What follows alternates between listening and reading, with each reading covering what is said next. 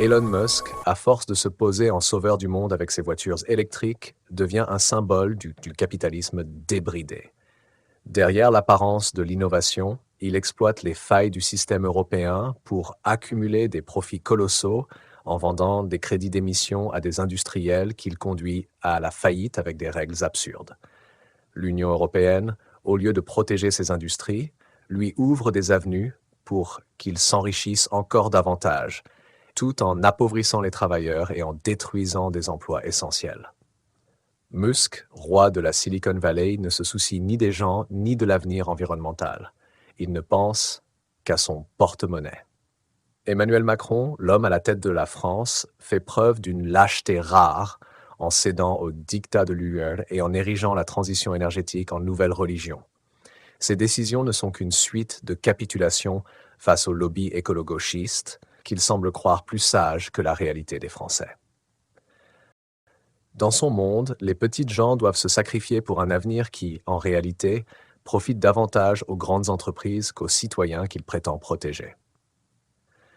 La fracture sociale se creuse tandis qu'il surfe sur la vague de la modernité pour mieux nous écraser.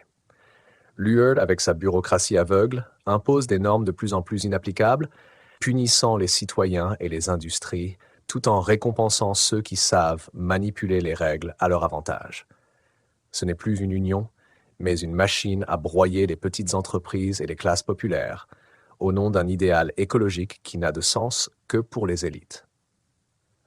L'UE est dirigée par des technocrates déconnectés de la réalité, des marionnettes au service des multinationales et des intérêts étrangers, incapables de défendre véritablement les travailleurs européens.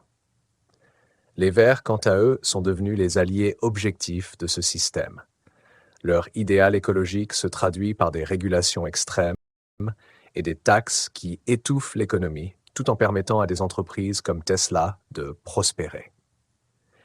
Ils sont les premiers à clamer leur amour pour la planète, tout en fermant les yeux sur les effets secondaires catastrophiques de leur politique, qu'il s'agisse de l'industrie des batteries ou des coûts imposés aux plus vulnérables. La gauche, dans son aveuglement idéologique, préfère se perdre dans des débats de principe, qu'ils soient économiques ou environnementaux, tout en sacrifiant la réalité.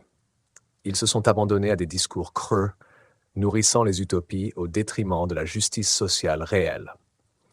Au lieu de défendre les travailleurs, ils sont devenus les complices d'un système qui exploite les plus faibles, aveuglés par leurs propres dogmes. Donald Trump, avec son populisme démagogique, a su capter la colère populaire pour la détourner à son avantage. Ces discours, souvent absurdes et pleins de contradictions, ont encore plus divisé la société, tout en servant ses intérêts personnels et économiques. Trump incarne un modèle de politique où l'argent et le pouvoir sont les seuls véritables moteurs, et où les petites gens sont abandonnés à leur sort. Ursula von der Leyen, la présidente de la Commission européenne, est la figure emblématique d'un système technocratique qui oublie l'humain. Elle est la marionnette parfaite des puissances économiques mondiales, imposant des politiques qui ne servent qu'à renforcer le contrôle des grandes entreprises, tout en écrasant la souveraineté des nations et les droits des citoyens. Sa vision de l'Europe n'est qu'une continuité de cette logique néolibérale où les peuples sont au service des intérêts privés. En résumé, ces personnages et institutions incarnent le pire des dérives modernes. Un monde où les intérêts financiers et le pouvoir technocratique écrasent les libertés individuelles et les droits sociaux, où l'écologie devient un prétexte pour imposer des souffrances inutiles, et où l'on nous vend un avenir radieux à grand renfort de propagande, tout en alimentant un système profondément inégalitaire et destructeur.